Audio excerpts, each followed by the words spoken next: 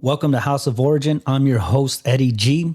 And this week I have Bren with us. I met Bren through Craigslist again. Craigslist has been my bread and butter for getting guests for a while now. So I appreciate you coming on. And this is actually my first video episode. So I'm very excited to share this with you guys, with the audience. And Bren, why don't you tell us a little bit about yourself, man? Introduce yourself to the show. Hey, what's up, man? I appreciate my boy Eddie for letting me get on here and share a little bit about myself. Yeah, man. So I pretty much was on Craigslist and I was looking for, all kinds of stuff for little side gigs or for jobs or Yeah. for opportunities. And then I came up on your ad, I guess, Yeah. and then it was just talking about how how do I say origin, right? Origin. Yeah. Origin. Yeah. Origin. Origin, the podcast, and yeah, I just was interested, and then I hit you up. So here we are, and this is Yeah. your first video one. So Yeah, and funny enough, how I even got the idea to look on Craigslist was because I was on there looking for jobs as well, and I was just like, why the fuck not? Like, I mean, I see people posting all kinds of shit on here, so yeah. I was like, well, why the fuck not? And then yeah, it just worked out, man. I found exactly the kind of people that I wanted to interview.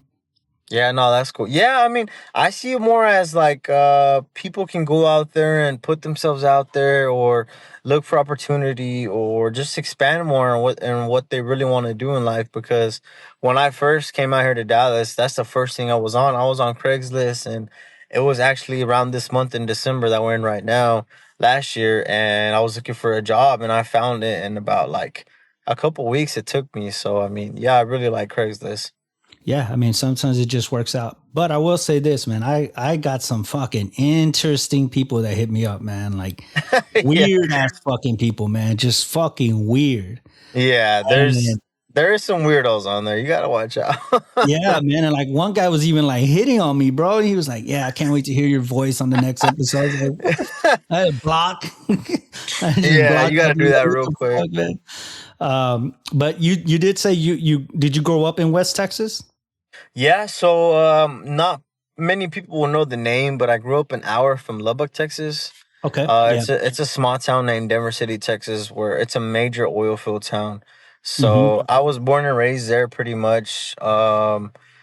It's just mainly known for oil. It's not mainly known for anything else. I mean, it's a good town to raise a family in and stuff, but there's nothing really much over there. You have to drive to Lubbock an hour to at least enjoy like a main event or to take your family out and stuff Yeah. like that. So it's not really well known, but I'm very proud to say that I'm from there and grew up there. So What is the population?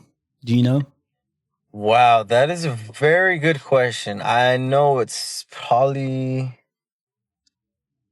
not more than like somewhere in 3,000 maybe. I could Yeah. be wrong, but around there. Fact check me, but yeah, around there for sure. It's And not a so lot. like so the majority of people end up working in oil.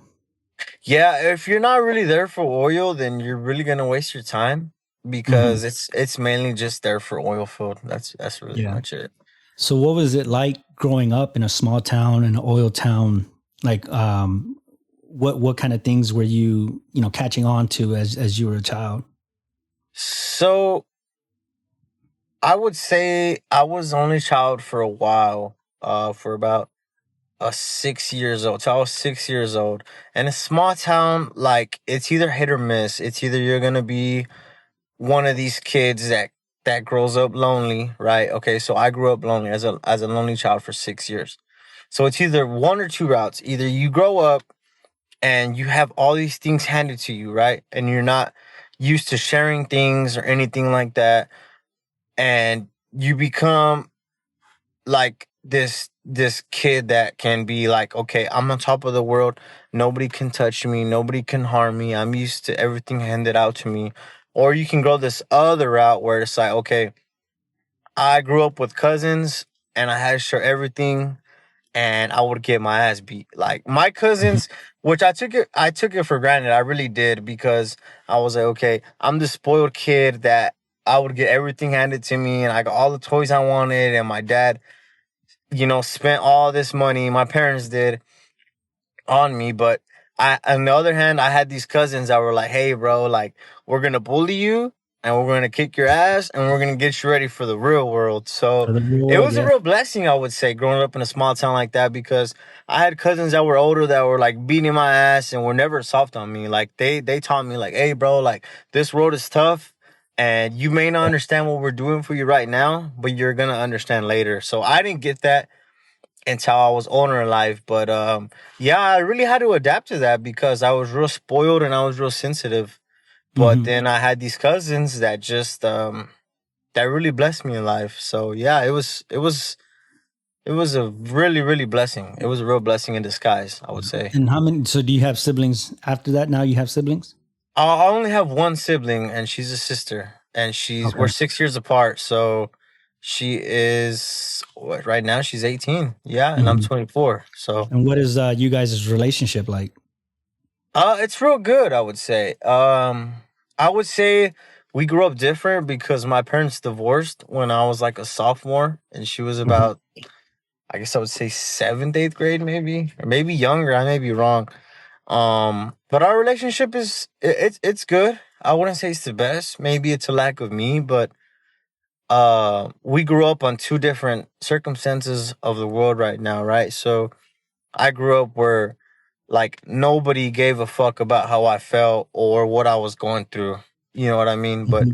Yeah. nowadays this generation is so soft, and I hate to say it, but they're so soft that you look at them wrong and they want to cry and pout about it. And it's Yeah. just the reality of it is. It's just this is the way the world is, right?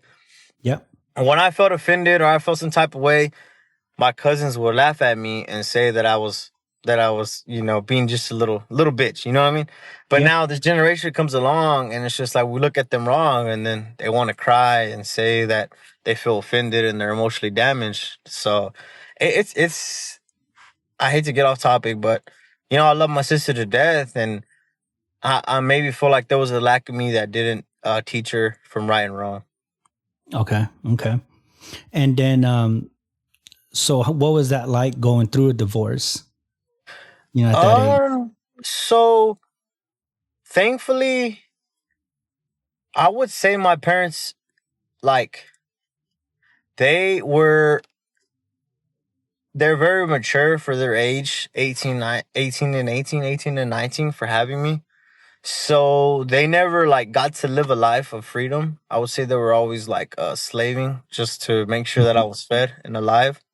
Yeah. So I would say I was very confused because I was like, okay, here's my father, risking it all, and my mother risking it all, and they still can't, come together and make not even ends meet. I would say peace meet between them because it seemed like they were never ever happy. Like my father never taught me how to use a shovel, or he never ever taught me like this is what interest is and how to save money, Hmm. and just the simple things. And my mother never got to taught me as well because it seems like they were always trying to satisfy each other, but not like loving each other, if that makes sense. Like Hmm. it's just like they were living jobs instead of living like a married couple, if that would So make were sense. they more like roommates, I guess? Yeah, it sucks to say, but I assume yeah. Yeah, they were more like roommates, like, okay, well, if you want this house, then let's sign, I guess. If it's gonna make you happy, then well, let's do this. Well, if you Yeah. want to do Yeah. that, then let's do that. So yeah, I guess more roommates. Yeah. Yeah. And I've seen that and heard of that happening quite a bit. And then how did your sister deal with the divorce since she was a little bit younger?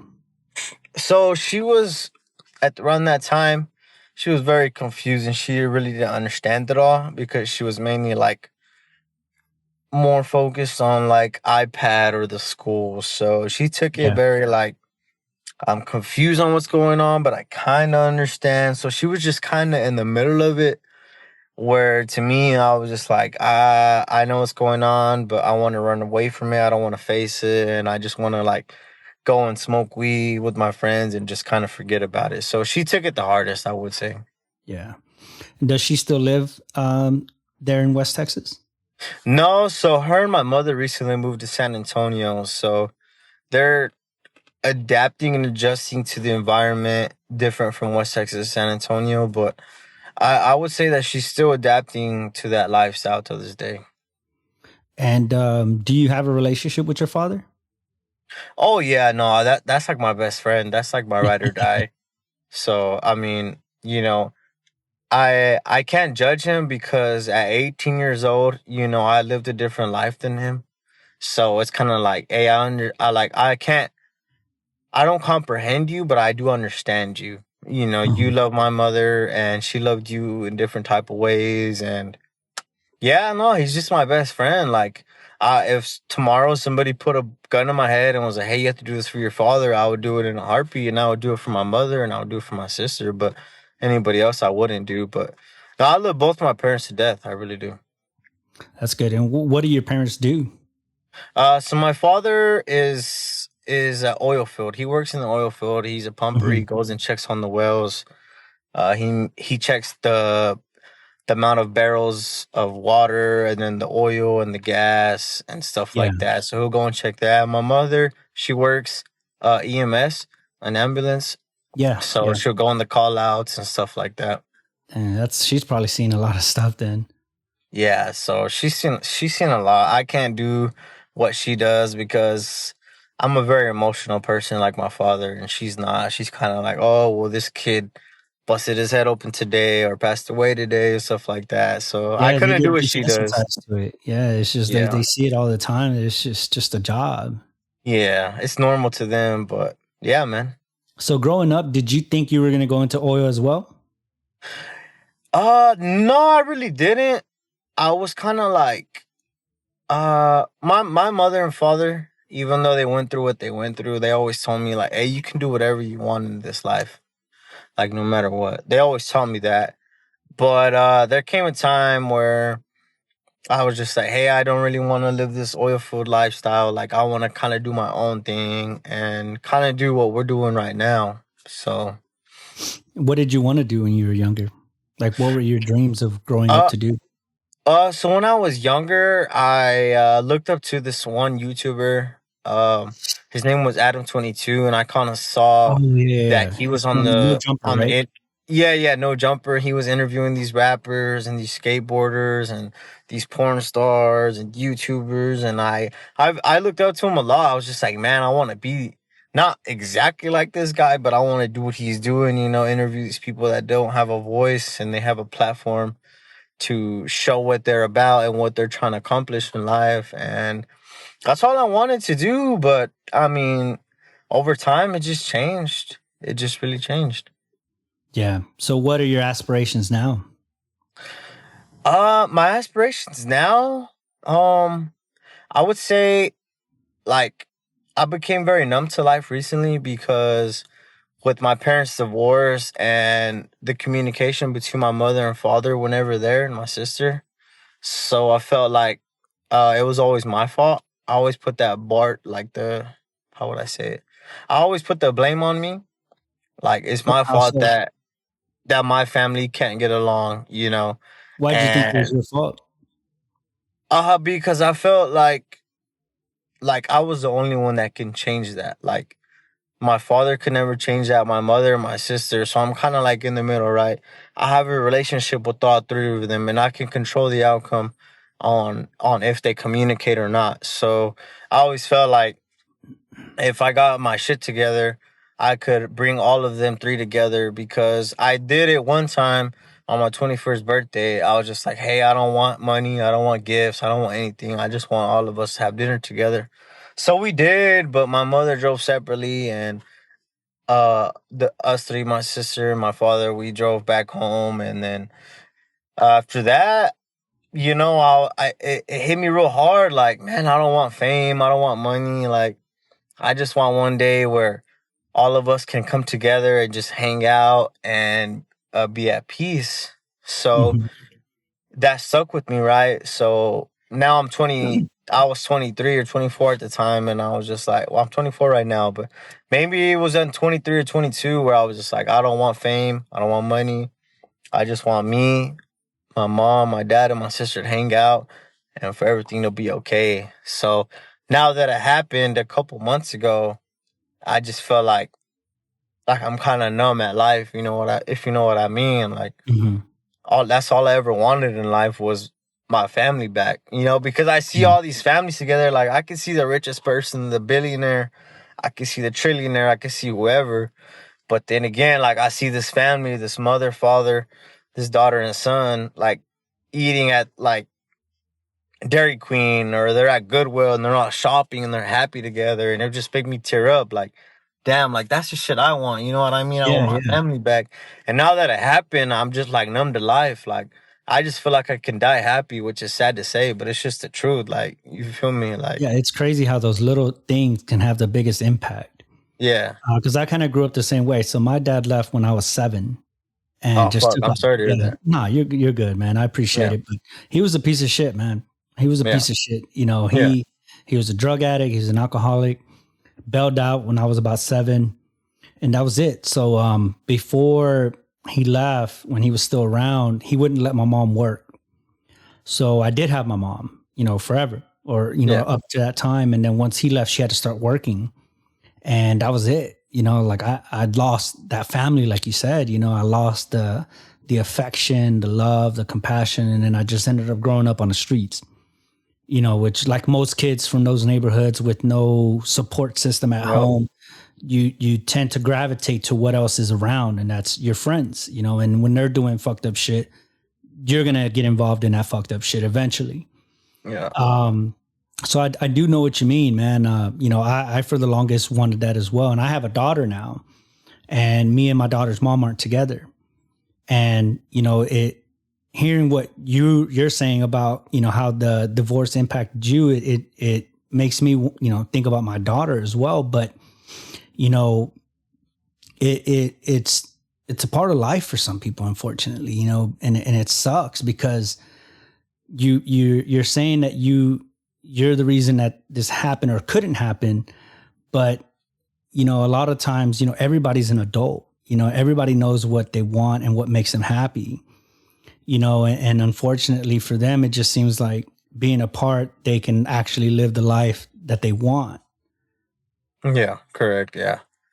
Yeah, I mean, I hate that I felt like it was always like a burden on me, but it's just kind of like when I moved over here to Dallas and my father stayed over there in Denver City, it was just kind of like my uncle would text me his brother and was like, "Hey, are you okay?" And like I would just be crying. I'm just like, "Nah," because like how can I live a life over here when I know my father is suffering? Like he's not happy over there. I was like, it just doesn't feel right. You know what I mean? Yeah. So it just kind of like I don't know. It just took a toll on me because it's just like I can't be over here happy while my dad's over there suffering and doesn't like the life that he's living. But it just feels like I'm the only one that can make a change, and then that just falls back on me. Like I have to figure out how I have to sit and analyze. Like how can I change this or make this better? Like what can I do? So I I'm I'm proud of you for having a daughter and for making that. That's a big step in life, becoming an adult and having, bring a child into this earth. That's a It is, major man. accomplishment. Like, I'm really proud of you for that. I appreciate it, man. Yeah, your life changes, man. Your It life changes does. completely. To go from, and you think like, oh, you're when you become a parent, you're gonna love your kid, you're gonna take care of your kid, you're gonna do all this stuff, but it's your whole life changes, man. Your whole life changes. When you have a kid that you're responsible for, like even just going to the store with her, I'm like looking around, who's coming out their car, who's Yeah. coming out the store, what Yeah. so it's like, and but it feels incredible, man, to have this little kid that just loves and adores you for everything. Like I have a lot of faults. I made a lot of mistakes. I was an alcoholic for a while. I used to be a drug addict, and to let go of all those things and put those things behind me for my daughter feels incredible, man, because I couldn't do it before that. I Yeah. couldn't, I couldn't let it go. So now that I have a daughter, it's like, man, you live your life vicariously through them, because you want the best for them, especially like with my dad, he did the same shit that I was doing, but He didn't take care of it. He didn't try to fix it. He just left. But for me, I would never imagine doing something to harm my daughter. And that's what makes me cry, because I'm like, no matter what I do, she will always love me. No matter what I do, no matter what mistake I've made, no matter what fault I've done, no matter what I do, like kids just love you, man, just because you're their parent. They Yeah. and that's an incredible, and it's a big responsibility to not fuck that up. You don't want to ruin that relationship by taking that for granted. Oh, well, she's gonna Yeah. love me no matter what, so I'm just gonna live life however the fuck I want. Yeah. So you really think about those things, and you're like, damn, like you have to pause and think about your decisions now, because it not just affects you, but it affects her, or if you have a son, it affects him. Yeah. Yeah. No, and the big thing is like kids take what you say for granted too. Like they're always gonna remember what you say and what you promised them and stuff like that. So you have to kind of keep an eye out and the ear out about what you say, like, and what you promise them, because they'll never forget about like Um, anything you say. They're always gonna remember it. So I kind of see what you're saying on that. so have you ever thought about seeing if your dad would come out to Dallas with you? No, well, no, he's came. No, I mean not to live out here because, I see where I get it from, right? So I kind of talked to him about that, but thankfully, his parents are still alive, my grandma and grandpa, and he's kind of like, look, man, I love you, and you're living your own life, and you gotta live your own life, but I'm here with my father and my mother, and I don't want to leave them. I want to stay right here by their side, which is understandable. And I don't hate him for it and or nothing like that. He's a grown ass man. He's gonna do what he wants. It Yeah, hurts that I really don't have family out here besides one uncle. Um and he supported me too. But you know, I mean things may change. I may go back, I may not. But as long as I can talk to him every day and he's, semi happy, looking after his mother and father, then I'm yeah. all for it. What made you decide to go to Dallas? So I won't lie, I fell in love with a girl.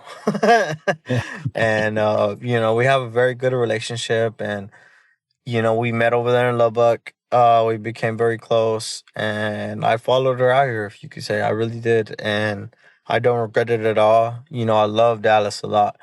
I really like it because I can go out to the store and look homeless and nobody will ever judge me. So yeah, man, I don't regret that decision. I've been over here for a year, so I really like it. that's good. It's good. So you guys are still together? Yeah, we're still together strong. We got a new RV and it's a little bit bigger, and we have a dog, and yeah, man, we're just content with life. I'm content with life. Maybe she's not, and that's what I hate about myself. I just got very content where I'm at just because of what I said about earlier, man. I just wanted my family together. I was never gonna be happy until that happened, and then it Yeah. happened. So I'm just kind of like, I'm numb with life. I don't care if I lose everything tomorrow. I don't care if I win the lottery tomorrow. Like I'm just, I got what I wanted out of life, and it's kind of crazy. So, Yeah. And so what's it like to live in an RV? um, I would say it has its pros and cons. So, I'm not a slave to a 30-year loan mortgage, right? And I don't have Mhm. HOA, calling up my scrotum. The good thing is you can like latch onto it and go wherever you want. Like if Yeah. me and my girlfriend got opportunity to move, let's say to Idaho, because I got family over there. Okay, well let's latch on and let's go to Idaho. So that's Yeah. the good thing. You're never stuck permanently somewhere unless you want to be. So that's what I would say is a good thing. And I think it has its pros and cons. And then another thing I would say is you can find like the most reliable RV spot, I would say. RV park. Like whatever you Yeah. like, whatever you don't like, you feel like the most luxury you can find. hey, we're a gated community. You have to have a code to get in, and you can have this many guests. Or, hey, we only charge this month to month, but you can't do this, you can't do that. So I really enjoy it. I really do. I would say maybe later on when I have kids, and maybe I'd want to get some land and invest in land, and have a water well, get the electricity, and still live in the RV till I build my house. So Yeah, yeah. So that's how that works. You find an RV park and then you just pay for however much time you want to be there. yeah, so you pay the monthly rate, and then depending on the RV park, you pay your water separate, or you pay utilities electric wise. But it just all depends on the park. But yeah, you pay a certain rate, and then you pay the electric bill separate depending How on long the have you park. had the RV? So when I was working, I would say about 2, 3 years ago in the oil field, I saved up and I was paying my cousin, and I think I paid him like 6,000 for 2015 year RV. And yeah, that's what pretty much started it for me. So about Yeah. 5 to 6,000. And what gave you the idea to do an RV? Because one of my best friends, he was working in the electrical lines, and he was living in an RV, and he inspired me. He really did. He was just like, "Yo, bro, I live in an RV. I can go wherever I want. I can latch on, and nobody does this to me. Nobody does that to me. There's no HOA, and I'm not a slave to a 30-year loan, and da da Mhm, da." And mhm. I just got inspired. I was just like, man, Yeah, like I'm sitting here being like a burden to my father, living with him. I was like, I'm gonna see if I can get an RV, and then I hit up my cousin. He was like, "Yeah, bro, I'll sell you mine." And then, yeah, that's just where it all started, and I fell in love with the RV life. yeah. And how does your girl feel about the RV? Oh, she loves it actually. When I met her, I just told her straight up, like, look, I don't have a house or anything, but I have an RV, and I'm gonna stick to it because that's the type of life I live. She's like, okay. So once we got together, she liked it, but the one that I had was just kind of like for me and my dog. And Yeah, then we ended up getting a bigger one, so we're pretty happy right now. that's good. And how did you guys meet? So we met at, I would go to Lubbock a lot when I lived in Denver City, and one of my cousins was like, "Hey, bro, like let's go to Lubbock," and da da da. And I wasn't feeling it, and it was around Halloween time. I was all right, bro. Let's just go. So we ended up going to Lubbock, and we went to this one club, and we were chilling, and then she tapped me on the shoulder, and she was like, "Hey, I think you're very attractive. My name is so and so. Like, you know, what's your name?" And then I told her my name, and then we just started talking. So yeah, we met at a club, bro. That's good, man. That's good. I'm glad that you guys have a good relationship, man. That you found somebody that you can do life with, Yeah. travel and do all this fun stuff with, man. That's really cool. Thanks, man. I appreciate it. Yeah, for sure. So, how was your first year in Dallas been? So my first year, I struggled in the beginning. I moved with the uncle that was I thought very close to me. He would always tell me like whenever, because I was on probation back home for some personal stuff. Um, and when I was on, he would always tell me like, "Hey, bro, whenever you're out, come move with me. I got you. Come move with me to Dallas. I got you. I got you. I got you." So I finally hit him up like, "Hey, bro, I'm off. Can I go move with you?"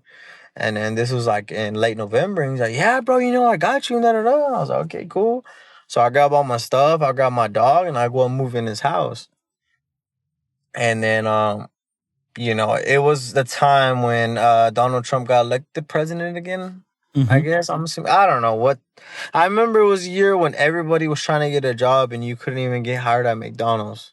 Mm-hmm. So there was a thing between like these old people saying like, "Oh, all these lazy ass kids don't want to work," and it was between like my age group. Like, man, I applied everywhere and nobody will hire me, not even McDonald's. Mm-hmm. So like he would come home and be like, "Hey, bro, like why aren't you working?" Da da da. And I got applied. I mean, I got hired at a retail store named Hibbett Sports. I don't know if you ever heard of it. Yeah, I've seen it before. Hibbett Sports. I got hired there, and I just told him like, "Look, bro, I'm not making a lot of money, but I'm working. Like, just give me a chance."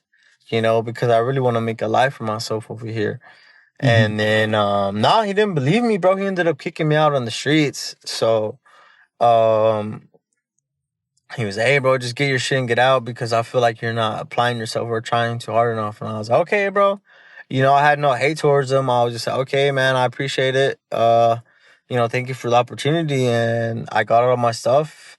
And then I hit up a friend that I graduated with in high school. And I was like, hey, bro, this and that.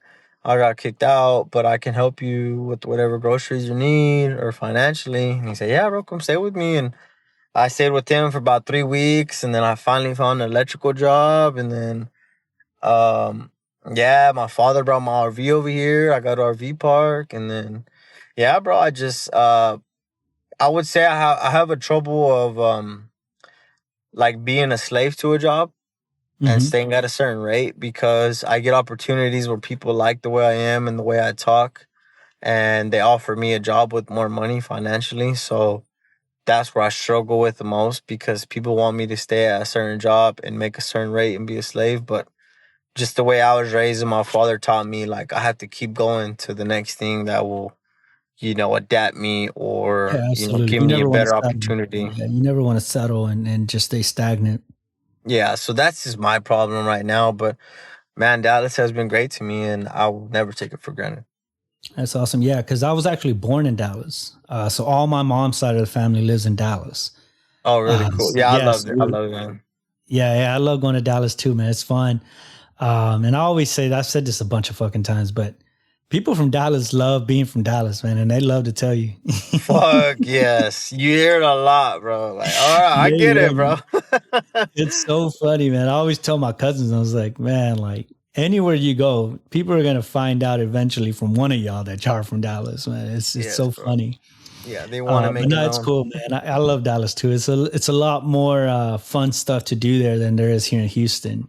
Houston's a very big business, city, and but there's a lot of different cultures. There's a lot of different food places to go to here. But yeah, Dallas is fun, man. Like there's always something to do in Dallas. Yeah, yeah, it really is.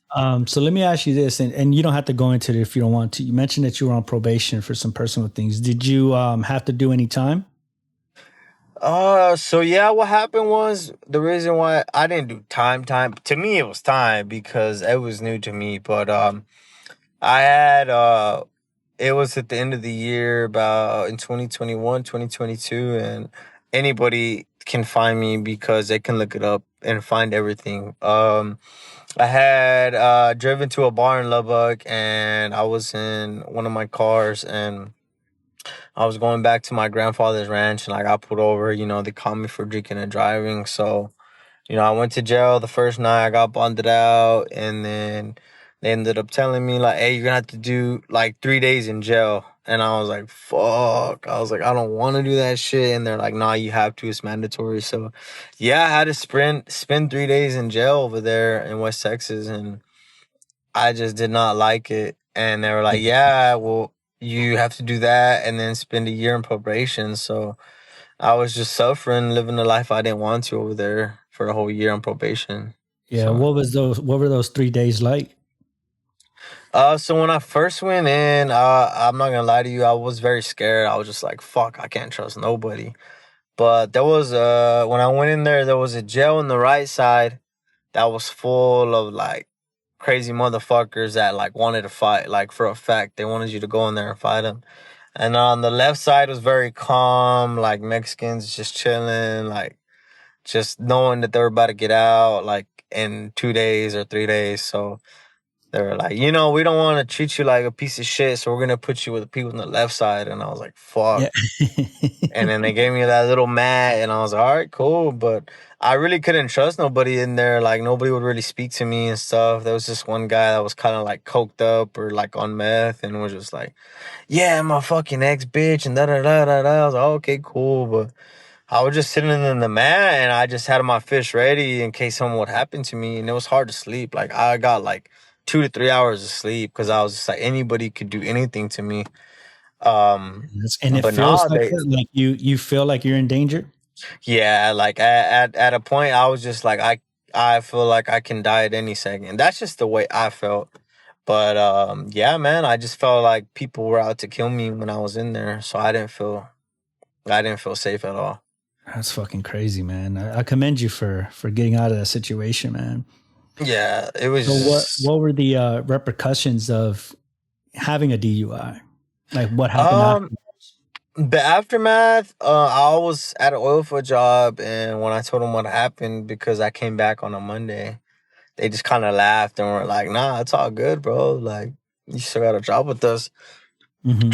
Excuse me. So, after I had to pay a lot of fines, so I worked in the oil field and paid all my fines off, and they were so cool about it. But it kind of sucks because like it limits me on job opportunities, and it's still on my record to this day. So it's just kind of like, well, I have an opportunity here, but they won't accept me because I have that on my record. So that's just why I really advocate for, like, man, I don't want these young kids thinking it's cool drinking and driving, because you're never gonna know the consequences of it until it happens to you. So man, I really regret that forever. I will always regret that, and I just hope that these young kids and these people do not do it, because you see it all the time, people drinking and driving, and then they kill this family, and then they lose their life over it. So it really does suck, and it'll take a toll on you for life, man. Like, there's so many opportunities that I missed out on just because of my record, just because I made a stupid mistake when I was 21, 22.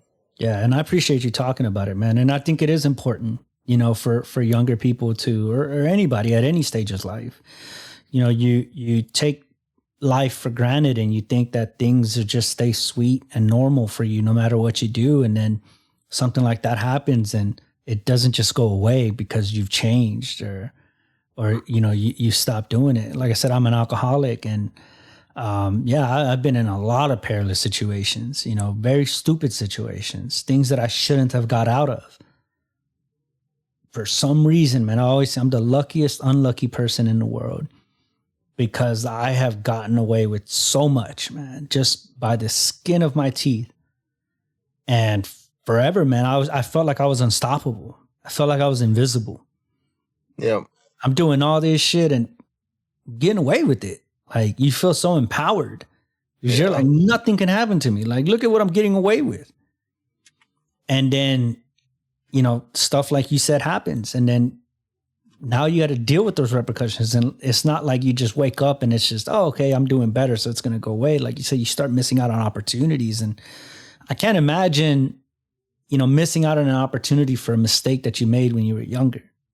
Yeah. Yeah, it sucks because it's just like, okay, you come to Dallas. Like, I came to Dallas, I had a big opportunity to make like life changing, like, money. And I'm not saying it's all about money, but like, it's mainly supporting, the girl that I love and the dog that I love, and this land that I'm trying to get. And then it all just, changes from one day to the next, just because of my record and just because of what I did when I was younger. So it's just like, it takes a toll on you. Yeah. And like, to think about, like, if I have a son or daughter one day and they're like, hey, well, you have this and this opportunity, but you made this one mistake. So it's just, you're fucked forever. And it's just kind of like, damn, you know. So is there any way to like get that expunged from your record? So they told me that it was possible, but I had to wait about like 5 years or 6 years and ask for permission, I think. But I'm just the type of person where I'm very impatient, and it's just kind of like, well, if I wanted it to happen, I could have made it happen, but I didn't. So, uh, right now, I haven't even looked or haven't even asked, but I should. But, you know, I'm not even focused on tomorrow. I'm just worried about right now. So. Yeah. And how does that feel to just be focused on right now? Like what goes through your mind, I guess, when you get up and you just think about right now? So it feels good because I didn't even know what anxiety was till a couple months ago, because I really didn't believe in it, or depression, because Mexicans don't really believe in it. But uh I would say I was always worried about, like, damn, I need to figure out how to get my family back. I need to figure out how to get my family back, like, every day, every day, every day.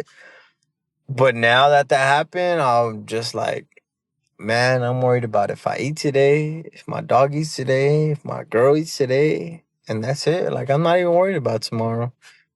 I'm really Yeah. not. So So it's like kind of freeing, you know, yeah, to remove because yourself of those. it's very freeing, because when you have a daughter or son, you're just like, well, fuck, they got to get to school tomorrow. They can't be tardy. They have a recital tomorrow. They have this, they have that. But it's just kind of like me, like, I'll be okay if I don't make it till tomorrow. You know what I mean? Like, my dog can still eat, like my girl can still eat. But it's just like, if I don't have a big responsibility, like, it's just like I'm good, you know? So I just Yeah. focus on today. I can't control tomorrow, but I can control today and control right now. Gotcha. So do you have, you know, I know you say you're just leaving for right now for today. That's what you're worried about. What do you want to change in the next 5 years? Um, I would say I would want to change the lack of discipline. So I have a lack of discipline in myself. Um, I would say not even financially. I would just say more like within myself. Like, I know what I have to do and what I want to do. I just don't want to do it. Like, I know I feel like I was a type of prophecy, like a prophet in my bloodline, and like my ancestors. Like, I have to be the change of way. I have to break the cycle. You know what I mean? Mhm. And it takes a big sacrifice, but I don't want to be that sacrifice. But I feel like every day I wake up and it's just like, hey, you have to do this even though you don't want to. So I know I have to stop alcoholism. I know I have to stop being broke. I know I have to stop, the family hatred. I know I have to stop all these things, but I don't want to do it. But it's just like, these things in my bloodline are going to keep happening until somebody like me breaks the cycle. So I feel like I'm not going to live a life where I want to until I break this cycle. And I just have to wake up every day, tell my mother and father that I love them, tell my sister that I love her, until I'm able to break this cycle, because, they couldn't do it. So it's just up to me, and I'll never be satisfied until I break that cycle, if you know what I mean. Yeah, definitely. You know, I agree. I think, and you mentioned something important about, in Mexican, there's no such thing as mental health. Yeah, You know, correct. there's just no such thing. And just speaking from personal, I struggle a lot with my mental health this last year and a half. After I stopped drinking, you lose your coping mechanism. You lose the thing you used to hide from all those, issues and those Yeah. worries and the anxiety and the depression. So all the things that happened in my life all came out at the same time. I pushed them so far back that it's like it didn't even happen. Yeah. And then I stopped drinking. I'm going on 2 years in February, and Congrats. just everything, appreciate it. And then everything just came out, man. It just drop kicked me in the chest. And, I ended up spending some time in a mental hospital because of it. So, and it's true, like when you talk to, because I'm Mexican as well. And when you Okay. talk to some people, they don't understand it. They're just like, just man up, and it's like, man, I Mm, wish I could, man. I wish I could get up and just do what I used to do. But yeah. like your mind is so powerful, man. Like good things can become great things and bad things can become worse things. Yeah. So it's good that you're tapping into how you feel, because if you don't, those things will continue to grow. Even if you're not dealing with it on a day-to-day basis, they will continue to grow. And at some point in your life, man, like it'll all come out. And then if you're not prepared for those situations, they can overpower you and leave you powerless. Hmm. So it's good that you're like, yeah, I didn't deal with anxiety or depression before, and that's okay. But if you're dealing with it now, like I would just say, try to get some help, man. Like, even if it's just very minimal, like maybe just going to therapy like every couple months, just checking in, because like I started doing therapy, and it was a big step, man. Like as a man to be like, damn, I need therapy. Like, that's fucking weird, like I'm not a Yeah. pussy, Yeah. but it helps when you find the right therapist, because they're strange. It's just like this podcast. You're just Yeah. talking to somebody and they're just, helping you understand what you're saying. Yeah. not necessarily telling you like, oh, you need to do this or you need to stop doing that. They basically help break down what you're saying to them so that you Yeah. can understand it yourself and then tell yourself or have that conversation with yourself to help you, understand your situation and what you're going through. And it's helped tremendously, man. Like I love going to therapy. I've been through a couple of therapists and, finally found one that I liked. And it's very rewarding, man, to be validated, Yeah. I've gone through a lot of shit, man. I've had a life full of ups and downs. I've had everything multiple times. I've lost everything multiple times, just like right now, I don't have anything, Mm. but like I got laid off last year and then that just completely spiraled into fucking everything. To go from having a great job with great money and your own place, your own car, to losing everything, Yeah. Yeah. Yeah. it's just like crazy, because then you're dealing with your mental health, failing, and it's a lot to bear, So when Yeah. you have somebody to talk to, man, it's very, it can be very simple. Sometimes you don't realize what you need to hear until you hear it. Yeah. That is true. Yeah. I agree 100%. Yeah. And that's why I speak about it so much, is because I want people out there that are in those same situations, in those minority groups where it's frowned upon. Like I Yeah. went to Like Mexico forbidden. yeah, it's what are you talking about? Don't talk to me about that shit. Yeah. When I went to Mexico in 2019, and just hearing that, like in Mexico, there's a lot of toxic masculinity. A lot, man. Yeah. Like I heard so many slurs and shit about people with mental health issues, and like it's just I was like, God, this is crazy, Like there's Sucks, people huh? going through real shit, and they can't even seek help because there is no help to get. And you're just surrounded by this environment of people that just hate other people for no reason, And so that's why I try to advocate a lot for mental health now after going through what I've been through. Like going to a mental hospital, it can be embarrassing, man. Like when I think about it now, like sometimes I think I'm like, fuck, I wish I had never gone, because it's like Yeah. there's a stigma, and Yeah. I went for depression. I didn't go because I was trying to fucking, attack somebody or some shit, Yeah. But when somebody hears that, oh, you were in a mental hospital, like they automatically kind of distance themselves, like, oh, something's wrong with you.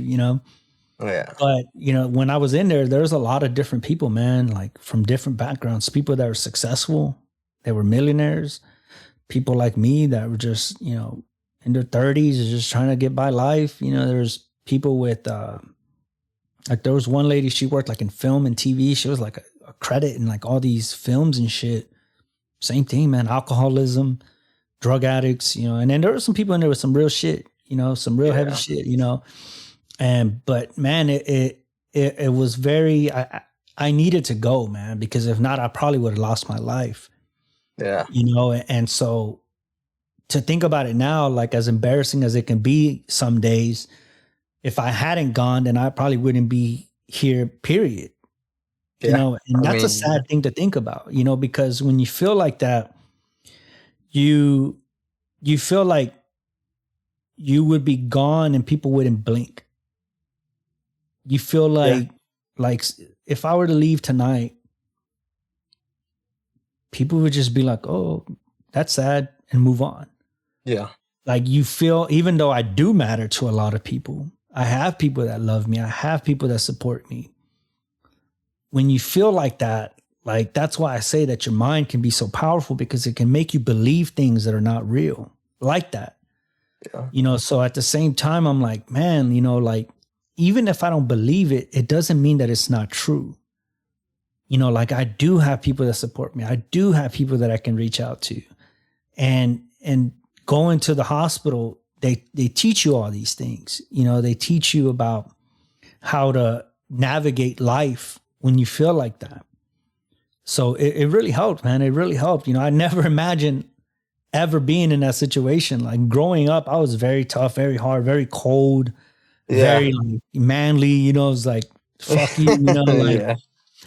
so to go to that, and they strip you of everything, like your clothes, It's almost like going to jail. You know, they tell you when to go to sleep, you know, When they where to eat. sleep, yeah, when to eat, you know, your Yeah. shower's cold, you know, it's like this little button on the wall. Like it, you know, but it was I'm grateful for it, man. I'm very grateful for it, you know, especially because I don't shy away from talking about it. Yeah. You know, and And it's that's a good thing. very, yeah, you know, it's very you feel naked talking about this shit because I don't know who's gonna hear this. You know, I don't know if my job is gonna hear this or a friend or, you know, my kids' friends' parents.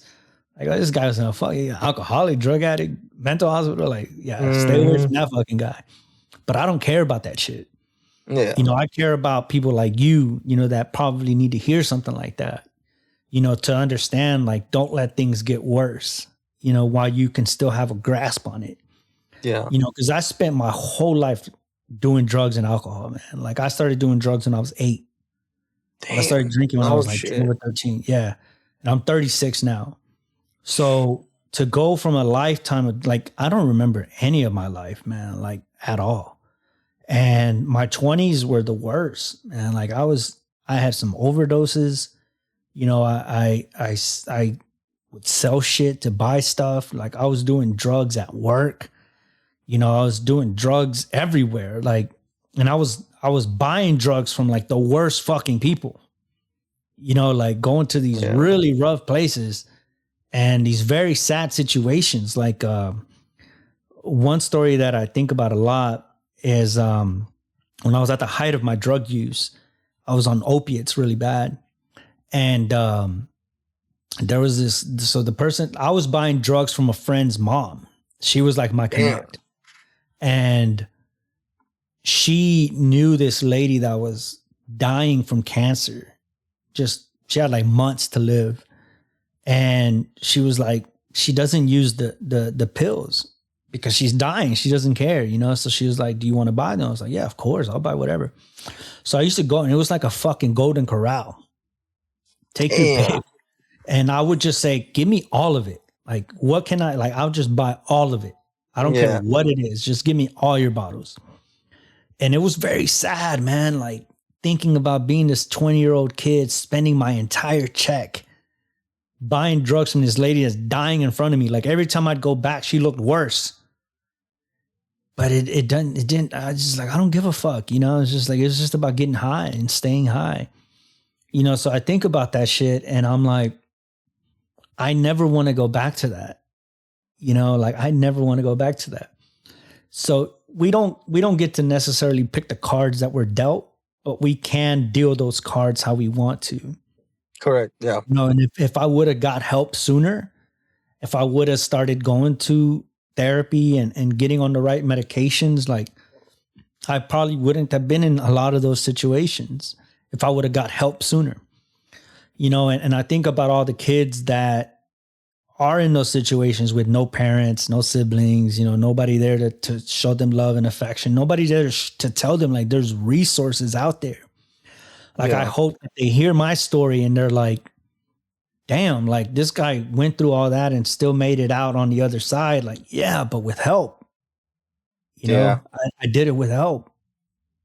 Yeah. Because I feel like it's very important that like people need to relate to you, one, but I also feel like they need to be like, okay, well, if this dude did this and that, well, I feel like I could do it too because he's telling me about, what he's been through and what he's lived through and what he's able to accomplish. So I know that I'm not alone type of deal. You know what I mean? Exactly. Yeah. And it's Yeah, true, for man. sure. Like I want to reach out to everybody, man, that does feel like they're alone and just be like, man, if they're, I'm here, you know, like Yeah, I'm a because message away, I'm a text message away, you know, like I might not know you, you might not know me, but I'll be more than happy to share wisdom with you, you know, and help guide you in the right direction. Like I might not be able to solve your problems, but I can help guide you in the right direction.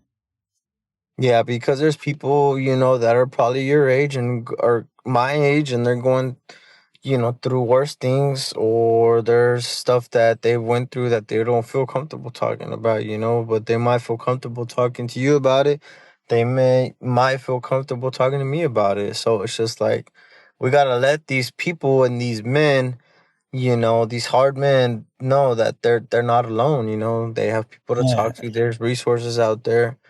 We have so many suicides of men like every day, so and many. we just it's our duty, man, to let these guys know, like, hey, bro, you're not alone. Like, yes, you're supposed to be this macho man, and this and that, but it's just like, yo, bro, like, you're not alone. Like, I'm proud Yeah, of and you. that's the thing is I nobody love you. tells them that. Nobody Yeah, tells them that they're not alone. Nobody tells them like I'm here for you because like men don't talk about that shit. yeah. And it's always like the happiest men that you see that are the ones struggling the most. Yeah, and I've heard of that a lot. That it's like the millionaires, the rich people, the more wealthy people that seem so happy, but they just want to put a bullet in their mouth, and it's just like, no, bro. Like, how is it that there's so many of us, and we always say we have each other's back, but at the end of the day, we have the most suicides. It's just like, bro, we gotta raise awareness to that. Like, nah, bro, I want all these kids to know that they're not alone and that life's not that hard, man. Like, you just gotta keep going and keep living, and just know that you're not in this alone. You know what I mean? Yeah, So, and especially when you're that much younger, when you're like in high school or maybe even middle school, like your life situation is mostly controlled by your parents, or yeah, whatever you're growing up in. You don't really necessarily get to decide who and what and how, but I think about how I felt when I was growing up, completely alone and where my life is at now. And I wish I could go back and tell that person like things not that things are gonna get better, but things can get better. If you yeah, try, if you do this, if you change that, things can get better once you get to 16 to 18, where you can start making those decisions for yourself. Because if you don't learn those things, nothing's going to change. Nothing's going to get better yeah, because you're going to mm, keep living the way you're used to living and that's just fucking up, just doing yeah, dumb shit. And I if I could go back and tell myself that, or tell you that, you're a little bit younger than me, is things might not get better, but they can get better. yeah, If you make the decisions today to impact your tomorrow, like things can't get better, man. Like you're not your situation. I said what I guess what I'm trying to say. You're not your situation. mm, yeah, Things change every day. yeah. Like, you can't always say like, well, I'm in jail for 5 years, so I feel like I just need to be here for the rest of my life, or like, Yeah, I'm homeless now, so I feel like I need to be homeless for the rest of my life, or I'm a drug addict right now, so I need to be a drug addict for the rest of my life, type of deal.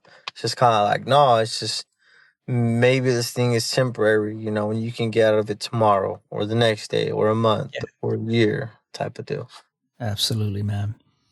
Well, man, it was a pleasure speaking with you, man. I really appreciate you coming on the podcast. It was a really, really great conversation, man. I think it went really well for it being my first video one. Yeah, you're the inaugural video episode, so I appreciate you a lot, man. It was very rewarding to talk to you. I hope that you took something from it. I did, um, and I hope your life ends up exactly how you want it. No, thanks, Eddie.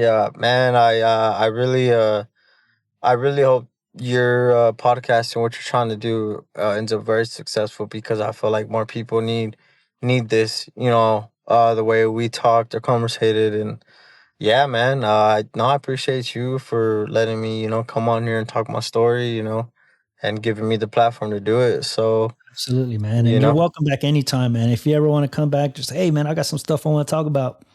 Let me know, man. I'll be more than no, happy. yeah, for sure. This won't be our last convo, man. For It might sure, take for me a sure. couple months. I'll disappear and come back, but It's all good, man. I'll be here, I'll be man. I'll back be here. sometime later on, man. Maybe next year sometime, couple months Yeah, or for sure. something. And we'll So, stay in touch, man. I got your number, so we'll stay in touch. And I'll, no, I'll yeah, be for checking sure, in man. on you and stuff. Anything you need or anything I could help with, just let me know, man. All right, man. Well, I appreciate it, man. I hope you have a good night, man. And good luck with everything. I appreciate it, Eddie. All right, Later. man. Later.